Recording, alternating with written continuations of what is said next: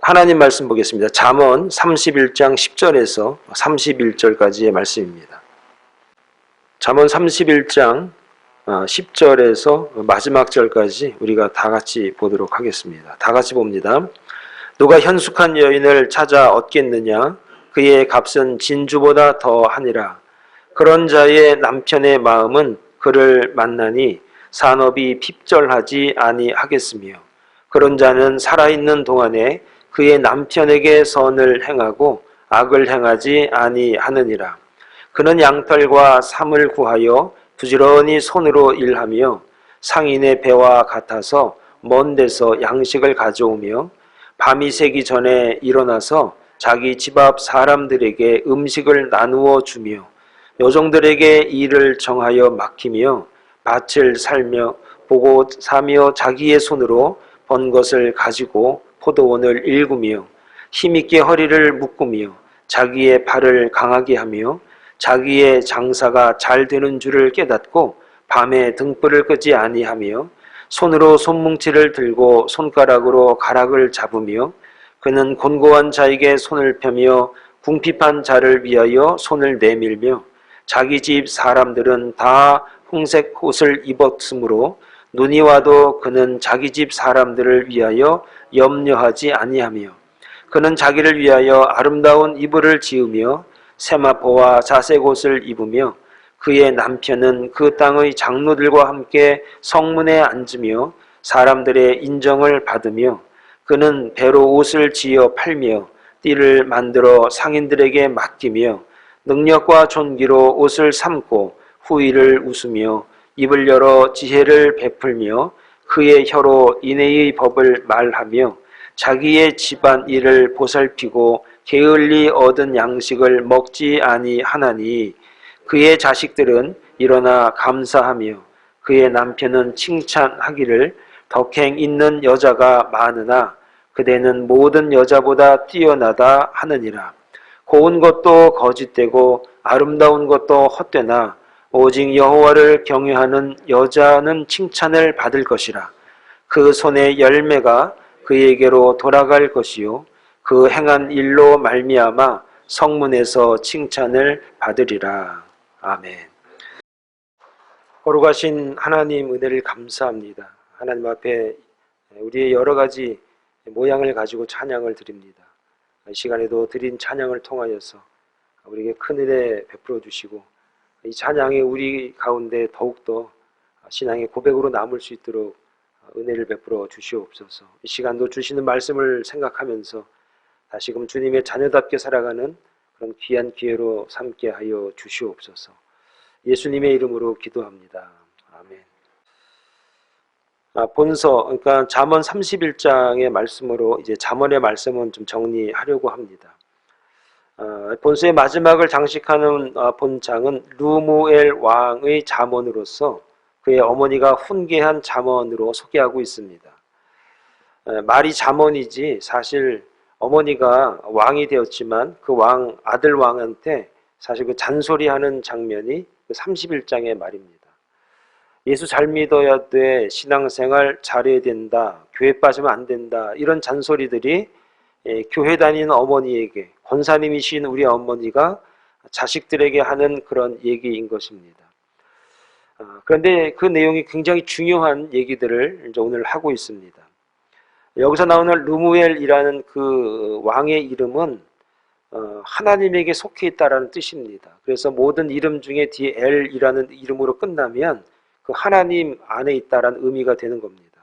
그 하나님 앞에 헌신되다, 하나님 앞에 속해 있다라는 그런 뜻이 르무엘이라는 그런 뜻입니다. 이 왕의 이름은 어떤 문헌에도 사실은 등장하지 않습니다. 정체를 밝힐 수 없는 왕의 이름이 그 르무엘입니다. 그러므로 우리들이 이 이름을 영적으로 해석해서 적용을 해야 한다는 것이고, 그리고 믿음의 가정에서 하나님을 어려서부터 섬겨오던 가정에서 그 정치적으로, 사회적으로 사실 그 성공한 그 아들을 위해서 우리가 걱정하는 마음으로 그 어머니가 훈계하는 그 내용이다라는 것으로 이해할 수 있어야 하는 겁니다. 요즘 들어서 요즘으로 좀 생각하면 부모님이 4대째 신앙생활하는 가정인데 형제들 중에는 목사님도 몇 분 계시고 장로님이 몇 분 계시고 또 어머님은 권사님이시고 뭐 그런 가정들 있지 않습니까? 그래서 교회적으로도 크게 헌신하셔가지고 성도들로부터 큰 존경을 받고 뭐 그런 가정이다라고 생각하면 될 것 같습니다. 그런데 몇 대가 지난 후에 자식들의 신앙이 조금 시들한 겁니다. 그래서 어머님이 작심하고 공직에 있는 아들, 나름대로 사회적으로 좀 성공했다라고 하는 그 아들에게 좀 마음 먹고 권면을 하기 시작하는 내용이 이제 오늘 본문 31장의 말씀입니다. 여러분들 요즘에는 자녀들에게 잔소리하는 게 쉽지가 않은 것 같습니다. 그래서 잔소리가 쉽지가 않으니까 우리 집사람이 하는 말이 문자 보내봐 문자 이러더라고요. 그 전화를 해도 안 받아요 애들이. 전화는 아예 안 받습니다. 그래서 문자를 하니까 띵 하고 반응이 와요. 그러니까 무슨 말하는 게 애들이 듣는 게 이게 싫은 세대인 것 같아요. 이게 그렇게 된 것 같습니다. 그런데 요즘에 그 아주 시끌시끌했던 그 어머니의 그 잔소리가 조금 여러분 그립지 않습니까? 그때는 그렇게 그 귀찮았고 막 짜증이 났는데 그 잔소리들이 귀에서 아른아른 거리는 그런 그 아른아른 그 잔소리가 조금 그리운 시절이 아닌가라는 생각도 해봅니다. 그럼 말씀을 좀 계속 드리면 유대 전승을 보면 그게 유대 역사죠. 그 구전으로 내려온 전승에 보면 여기서 르무엘이라는 그 왕을 갖다가 솔로몬으로 그리고 그 훈계를 한 어머니를 갖다가 밧세바로 보고 있는 그런 문헌도 사실이 있습니다. 그래서 이 내용을 보면은 밧세바가 이 솔로몬이 애굽에 있는 그 왕의 그 공주를 갖다가 아내로 삼았거든요. 그래서 그 애굽 아내의 계계에 빠져서 아침마다 예배를 드리는데 아침 제사를 지연하는 그 솔로몬에게 충고하는 내용이라고 하는 그런 문헌도 사실 있습니다. 그런데 대부분의 학자들, 그러니까 알렌 피 로즈라고 하는 그 성서 학자가 있는데 그 학자를 중심으로 해서 많은 분들이 그 솔로몬과 르무엘을 이렇게 연결시키지 않습니다. 같은 사람이 아니라고 말합니다. 그러니까 이 이름은 무엇이냐면 아마 개종한 이방의 왕 정도 될 것이다. 그리고 아마 이상적으로 우리가 요구하는 왕이라면 좀 이렇게 됐으면 좋겠다라고 하는 그 바램으로 이 르무엘 왕이라고 하는 그런 사람을 만들어낸 것이 아닌가라는 그런 연구도 많이 있습니다. 그래서 중요한 것은 무엇이냐면 이 내용을 보면 이 왕에게 잔소리하는 그 어머니는 결국 하나님의 백성, 소위 말해서 유대인은 아니지만 개종한 왕이고 개종한 이방 여인이라는 얘기죠. 그리고 개종했는데 하나님을 경외하는 것이 그 어떤 지혜의 어떤 은혜보다도 가장 귀하다라는 것을 오늘 이 말씀들을 보면은 우리가 잘 알 수 있다라고 하는 겁니다. 그러면서 왕이지만 존경을 받지만 모든 사람들에게 칭송을 받는 왕이지만 이 어머니가 신앙적으로 봤을 때 별로 마음에 안 드니까 마음 먹고 충고하고 권면하는 내용입니다. 그래서 이 내용들은 저와 여러분들이 우리 어머님이 나에게 하는 말씀이다 라는 그런 개념으로 잘 들으시면 이 말씀이 아마 저와 여러분들에게 은혜가 되리라 믿습니다. 이 어머니가 제일 중요하게 한 게 무엇이냐? 여자가 잘 들어와야 돼 이거였습니다. 남자 왕한테 여자 잘 만나야 돼 여자. 이 얘기를 이제 하는 겁니다.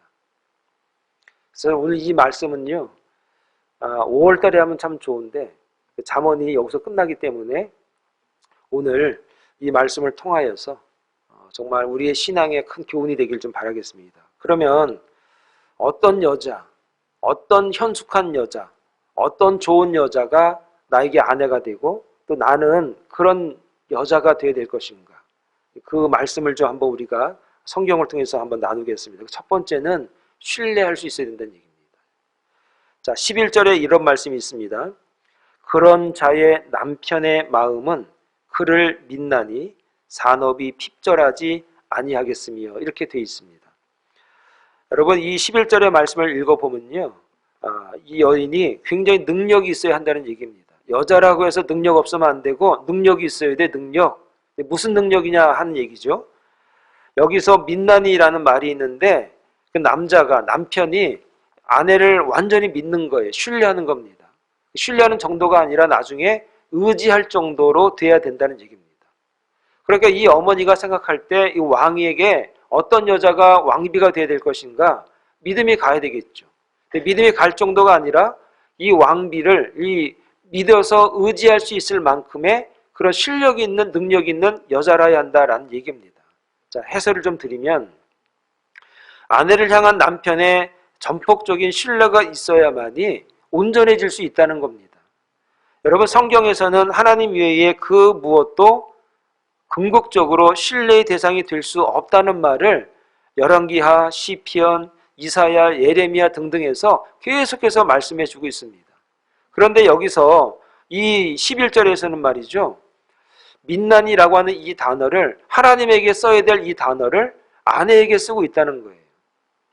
그러니까 이 남편이 아내를 하나님처럼 완전히 믿는 거예요. 여자가 신이란 얘기가 아니라 그만큼 믿고 의지한다는 얘기겠죠.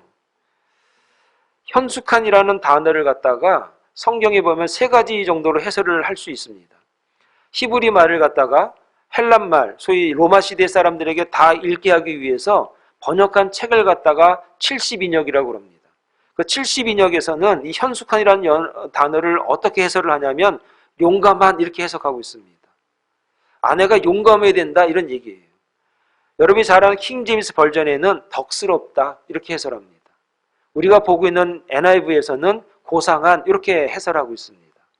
그러니까 시대를 내려오면서 이 단어를 갖다가 굉장히 부드럽게 해설을 하고 있습니다.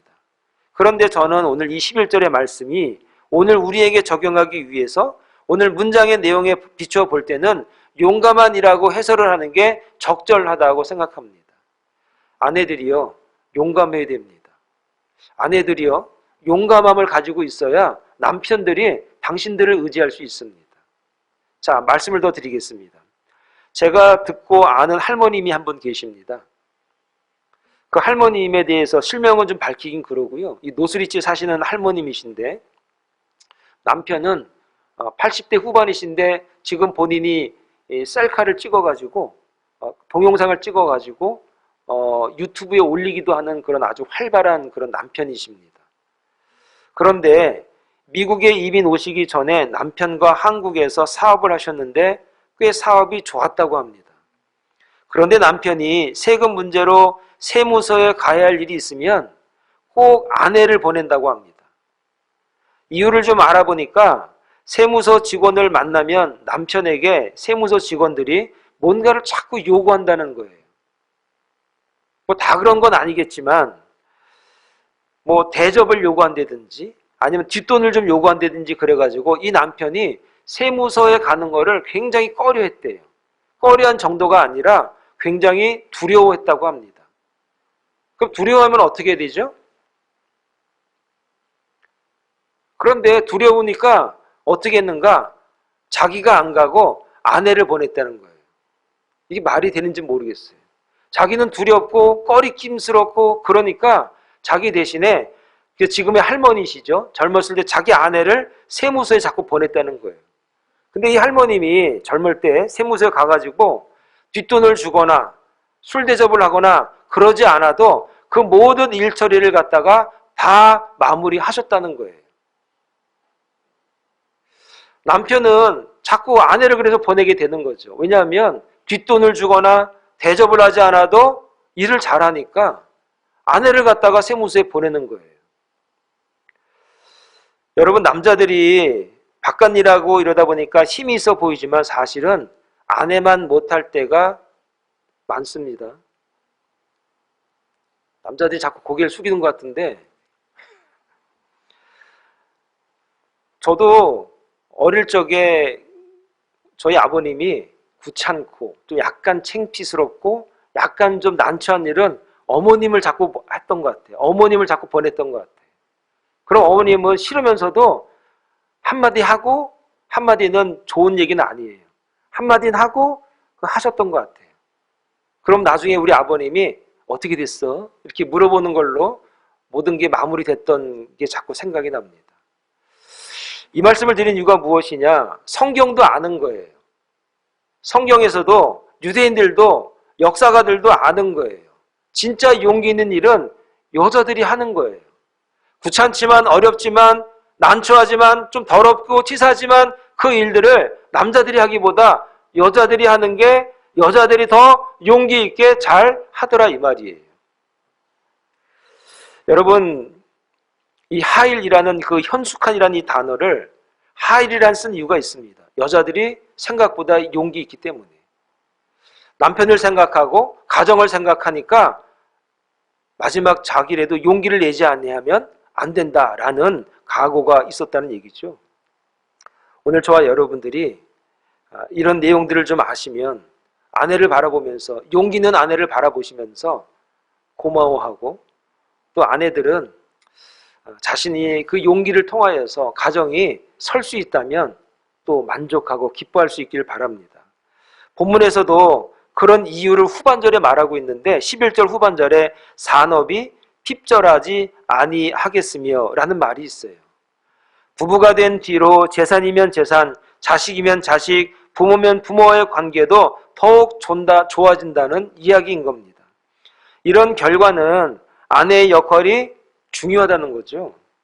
이런 아내가 되려고 해야 하며 이런 아내의 수고에 감사하는 마음이 있어야 한다는 얘기입니다. 이런 아내에 대한 내용이 12절에 나오는데 이렇게 말하고 있습니다. 그런 자는 살아있는 동안에 그의 남편에게 선을 행하고 악을 행하지 아니하느니라 이렇게 말하고 있습니다. 여기서 남편에게 선을 행한다는 게 평소에 5대 때렸으면 한 대만 때릴게 이런 게 선입니까? 그런 얘기를 하는 게 아니라 살림꾼이다 그런 얘기입니다. 남자가 아내의 일을 바라보면 참 살림 잘하네. 아내가 남편에게 선을 행하는 건 살림 잘하는 거죠. 살림꾼을 말하는 거예요. 자, 그러면 여기서 중요한 얘기 하나만 더 말씀을 드리면 11절 후반절에 보니까 산업이 핍절하지 아니하겠다라는 말이 있어요. 이거를 갖다가 원래 원어를 갖다가 그냥 풀어서 직역을 하면 어떤 얘기가 나오냐면 잘 들어보세요. 약탈이 필요치 아니하겠으며 이런 얘기예요. 그러니까 남자가 아내를 바라보니까 산업이 핍절하지 않는 거예요. 직역을 해드리면 약탈이 필요하지 않겠구나 이런 얘기인 거예요. 남편이 사업이나 회사를 하면서 아내의 요구에 맞춰주기 위해서 약탈을 도모하는 경우가 있어요. 부정을 저질러서라도 아내의 필요를 채워주려고 하는 경우가 있다니까요. 집에 가니까 아내가 부족하다 적다 하니까 남편이 약탈을 도모할 때가 있어요. 부정을 저질러서라도 그 아내의 요구를 채워주려고 하는 경우도 있다는 거예요. 그런데 여기서 말하는 게 뭐죠? 산업이 핍절하지 않아요. 약탈이 더 이상 필요하지가 않는 거예요. 내가 적게 벌어다 주든 많게 벌어다 주든 간에 그 아내의 그 살림살이를 통해서 내가 부정을 저질러서 내가 돈을 더 구해오거나 금덩이를 더 가지고 오거나 물질을 더 가져오거나 그러지 않아도 되겠구나 라는 그 마음에 믿음에 신뢰가 있는 거예요. 여러분, 이 말이 굉장히 중요합니다. 여러분, 남편이 열심히 일합니다. 그런데 그 열심히 일해가지고 가정을 위해서 열심히 수고했는데 늘 집안에 가면은 부족한 거예요. 어려운 거예요. 남편은 미안하니까 이거 뭘 어떻게 해야 되나? 그래서 부정이 시작되는 경우가 굉장히 많다는 거죠. 그런데 현숙한 여인은 남편이 그런 마음이 안 생기는 거예요. 분명히 적을 텐데, 분명히 부족할 텐데, 근데 그런 마음이 안 생기는 거예요.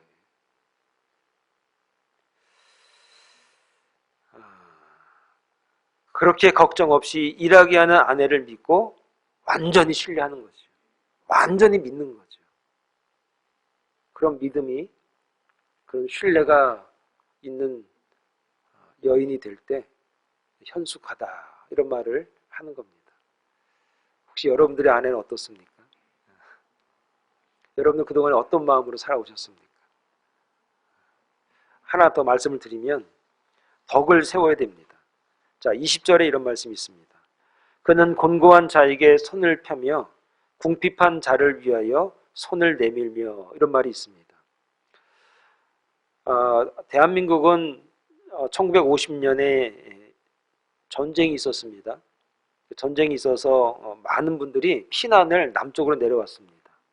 1.4 때는 굉장히 많이 내려오셨죠. 그래서 이북에서 월남하신 분들이 자수성가하신 분들이 많습니다. 그래서 큰 기업도 많이 이루셨죠. 여러분이 잘 아는 현대라는 그런 기업이 그렇게 만들어진 회사 아닙니까? 여러분, 타향살이에서 자리 잡기가 여간 어렵지 않습니다. 여러분, 미국 오셔가지고 자리 잡기가 여러분 여간 힘들지 않았죠?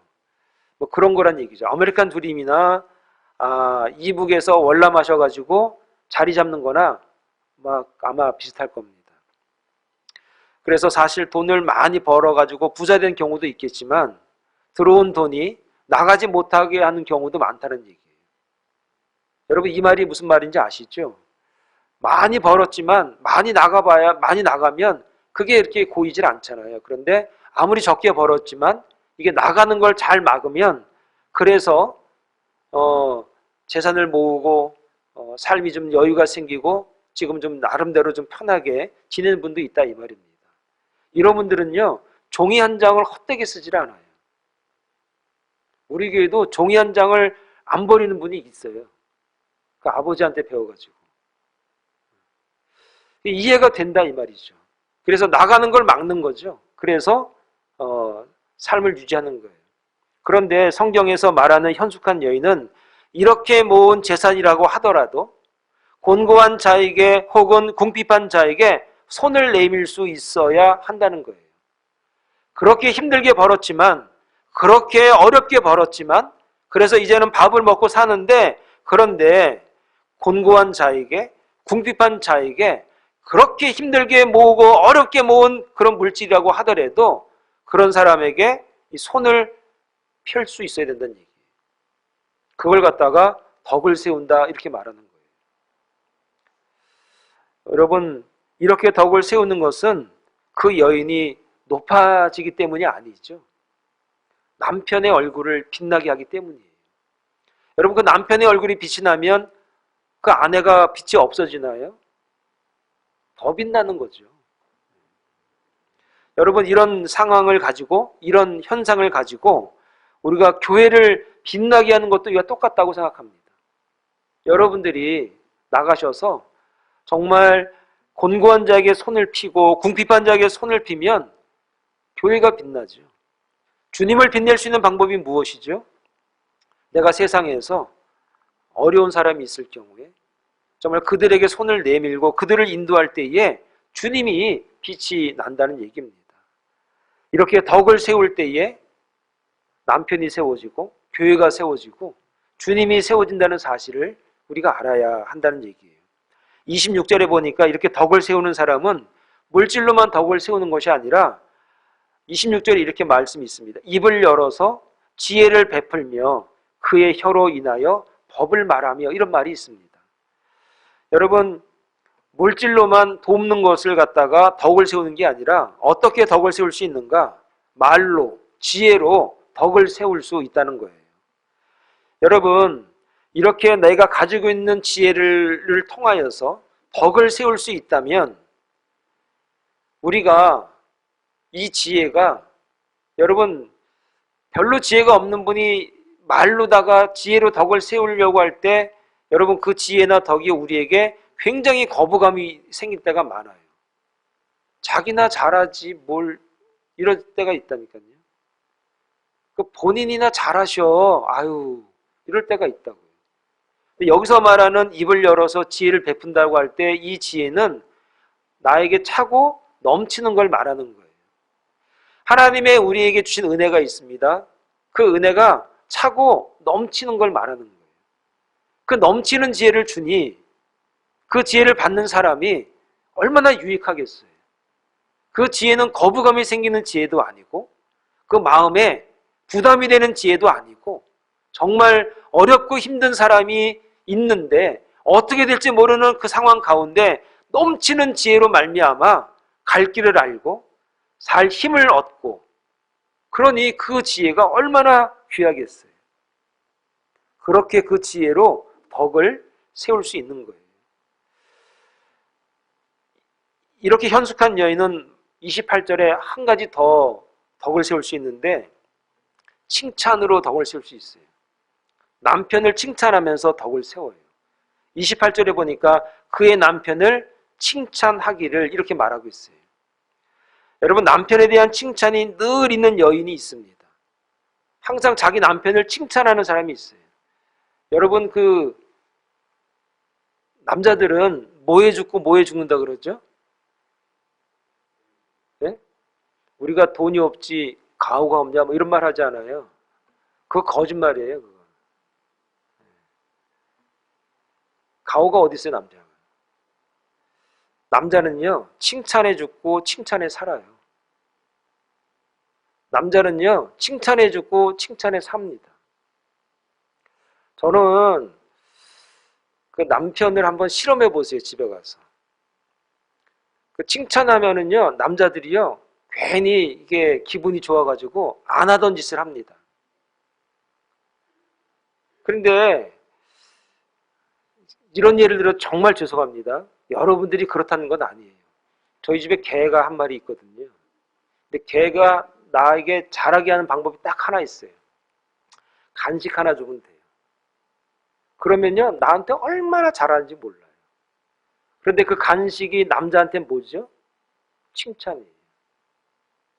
칭찬 한마디 하면요, 사람이 완전히 변합니다. 그렇게 단순하다니까요. 왜 이걸 모를까? 진짜. 왜 이걸 모르세요, 여자분들?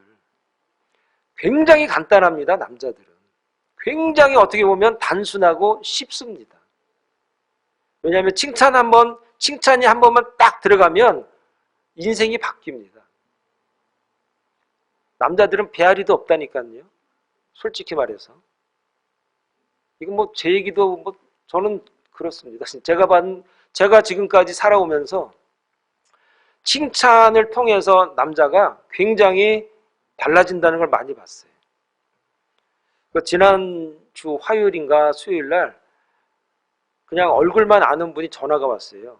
자기가 뭔 문제가 있는데 나하고 좀 상의를 해야겠대요. 그래서 무슨 일이냐? 그러니까 나를 굉장히 좋아하는 분이 계신데 근데 그분에 관한 얘기인데 나한테 좀 해야겠다는 거예요. 그래서 아주 그냥 각오하고 왔어요, 교회에. 그래가지고 1시인가 2시부터 와가지고 몇 시간을 앉아가지고 얘기를 하는 거예요. 근데 그 사람이 결국은 이제 바뀌었어요. 뭘로 바뀌었는가? 칭찬으로 바뀌었어요. 칭찬을 해주니까 바뀌는 거예요. 굉장히 위기 같은데, 굉장히 큰 어려움 같은데, 야, 이거 큰일 나겠는데? 라고 하는데, 그 칭찬 한마디가 완전히 바뀌는 거예요, 사람. 여러분, 현숙한 여인은 곤고한 자에게 손을 펼 줄 압니다. 아깝지만, 이거 내가 정말 고생해서 모았지만, 어려운 사람을, 그 어려움을 알고 그 사람에게 덕을 베푸는 거예요. 그리고 하나님이 주신 지혜를 넘치는 지혜로 이웃에게, 어려운 사람에게 잘 가이드할 수가 있어요. 그리고 칭찬을 통해서 사람을 바꿀 수가 있습니다. 여러분 한번 해보시기 바랍니다. 정말 칭찬하면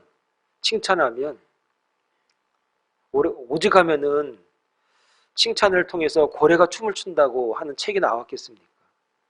칭찬은요, 특별히 남자들은 칭찬하면 바뀝니다. 여러분 그동안에 바가지 긁던 그 습관을 좀 한번 버리시고 이제 한번 칭찬해 보시기 바랍니다. 그럼 가정이 변하고 교회가 변하고 나라가 변할 줄 믿습니다. 하나 더 말씀을 드리겠습니다. 하나님을 경외해야 됩니다. 30절의 말씀을 좀 제가 읽어드리면 이렇습니다.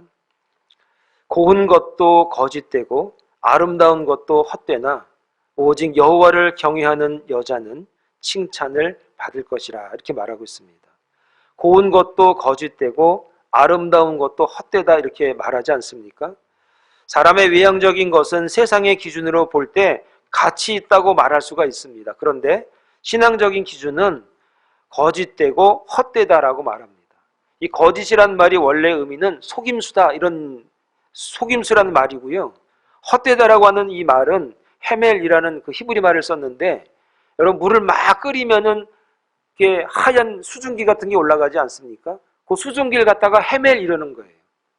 그러니까 헛되다는 얘기가 뭐냐면은 처음에 하얗게 올라가서 뭔가 되는 것 같은데 불만 끄면은 싹 없어지는 거예요. 그 헛되다 그런 얘기가 그 단어를 보고 그 수증기를 보고 만든 단어예요. 여러분 이 단어들은 어디서 많이 썼냐면 우상 숭배할 때 이 단어를 많이 썼어요. 여러분 우상이라는 게 뭐죠? 겉은 찬란하고 화려한데 아무것도 없는 거예요. 결과가 없는 거예요. 그래서 헛되다 이런 말을 쓰는 것이고 그 다음에 그 속임수다 이런 말을 쓰는 겁니다.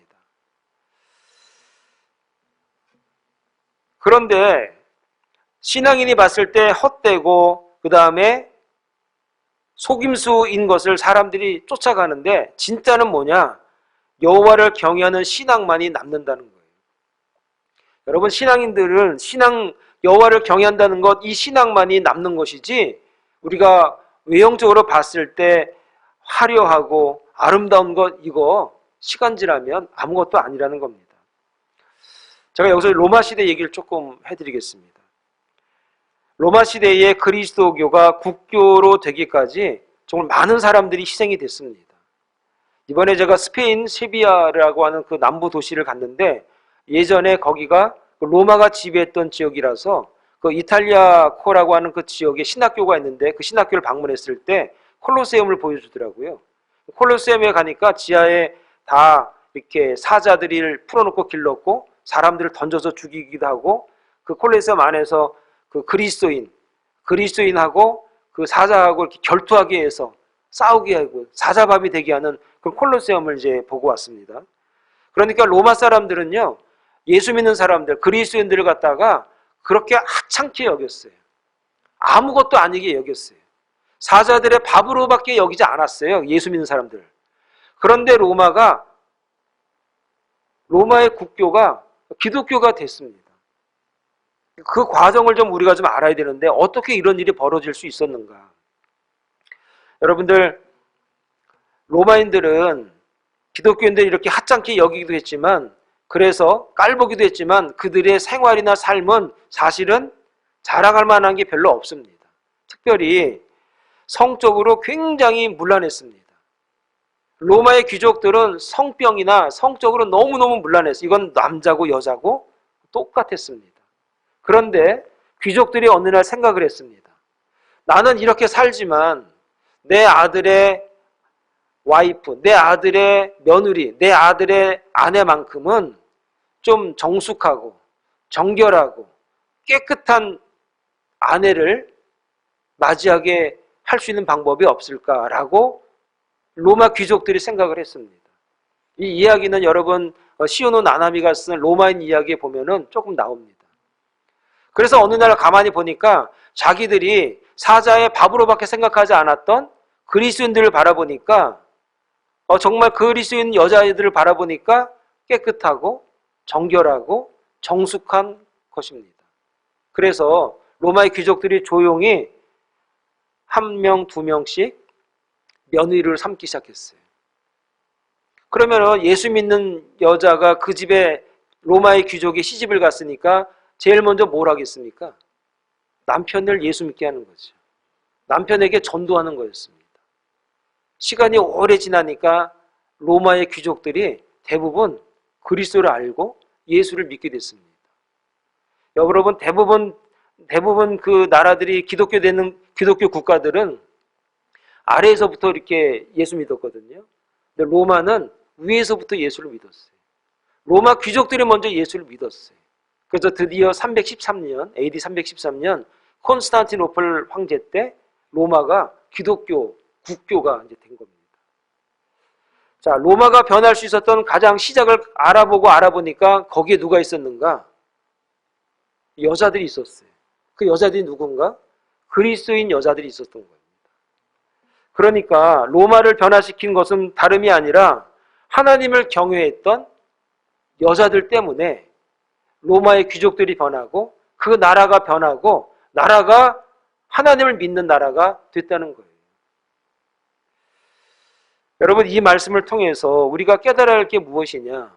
현숙한 하나님을 경외하는 여인들로 인하여 핍박받던 그 로마가 변한 것처럼 여자들이, 현숙한 여인들이 신앙생활을 잘 감당해 주시면, 하나님을 경외하면 분명히 가정이 변화될 수 있습니다.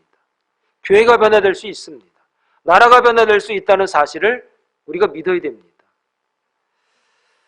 여러분, 신앙생활 하지 않는 가정에 예수 믿는 여자가 시집을 오게 되면요, 거의 100% 그 가정이 다 주님을 영접을 합니다.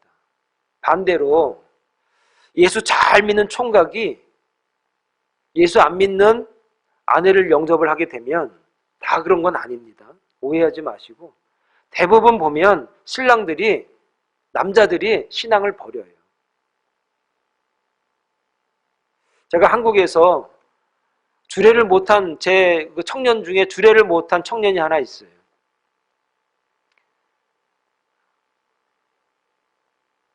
그 신앙생활 안 하는 여자하고 결혼한 게 아니라 그 이단에 있는 그 여자하고 결혼을 하는 거예요.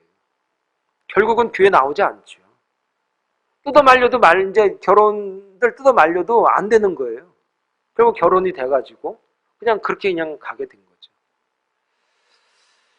왜 현숙한이라는 단어를 썼을까? 왜 72역에서 이 현숙한이라는 단어를 갖다가 용감하다는 단어로 번역을 했을까? 용감한 여인이 로마의 귀족을 변화시켜서 로마가 기독교 국가가 되었던 것처럼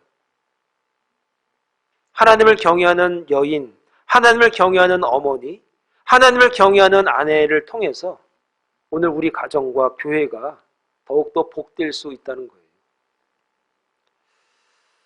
저는 개인적으로 장로는 다 그 여자분들이 해야 된다고 생각합니다. 교회에 비율로 봐도 여자들이 70%예요. 중요한 일은 다 여자분들이 하지 않습니까? 기도는 여자들이 많이 하시더라고요. 남자들은 참 미안한 얘기지만 그냥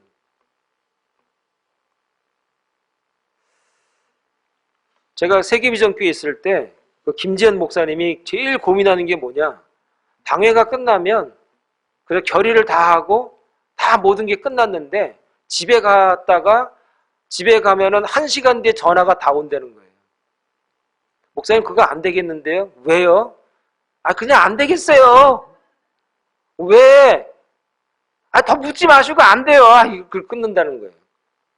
왜냐면은 집에 마나님이 반대하시거든. 그래요. 이게 왜 남자들이 그러죠? 오늘은 남자 까는 날이니까 그냥 알고 들으세요.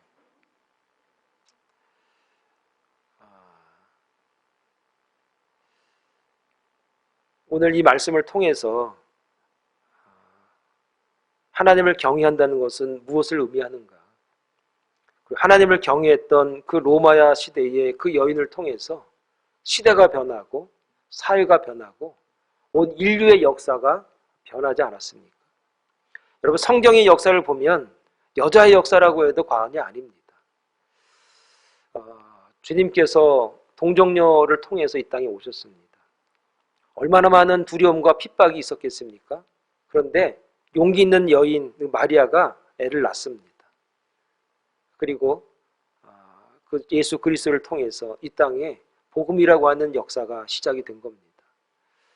오늘 저와 여러분들이 오늘 이 말씀, 이 31장의 이 마지막 이 말씀을 통해서 내가 하나님을 경외한다는 것이 얼마나 중요한지를 다시 한번 깨달을 수 있는 그런 귀한 은혜가 있길 바랍니다.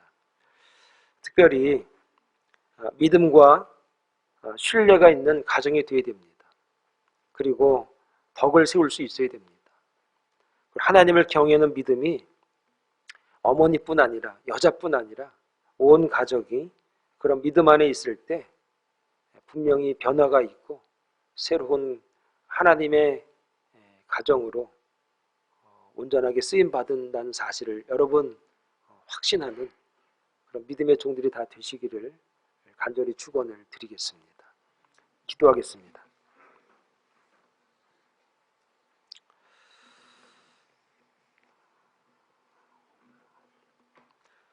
거룩하신 하나님 아버지, 은혜를 감사합니다. 하나님, 이 현숙한 여인을 용기 있게 말씀하셨습니다. 그 용기를 통하여서 가정이 온전히 세워졌고 위기 가운데 있었던 하나님의 종들이 다시 회복이 되었습니다. 핍박을 받았던 그 로마의 수많은 기독교인들이 여인들의 용기 있는 전도를 통해서 귀족이 변화받고 나라가 변화되어서 하나님을 영접하게 되었습니다. 오늘 이 믿음과 신앙은 오늘 우리 모두가 본받아서 나에게 주어진 사명을 내 위치에서 하나님을 경외하는 그 믿음을 가지고 살아갈 때에 분명히 하나님께서 나를 들어 쓰시고 그 쓰심을 통하여서 나와 함께하는 그 수많은 사람들에게 큰 유익과 하나님의 영광이 드러난다는 사실을 깨닫게 하여 주시옵소서. 여자만이 중요한 것이 아니라 그 여자를 통하여서 그 여자를 믿고 신뢰해서 하나가 되어서 정말 주님의 큰 뜻을 이뤄내는 그런 우리의 복된 가정이 될 수 있도록 은혜를 더하여 주시옵소서. 예수님의 이름으로 기도합니다. 아멘.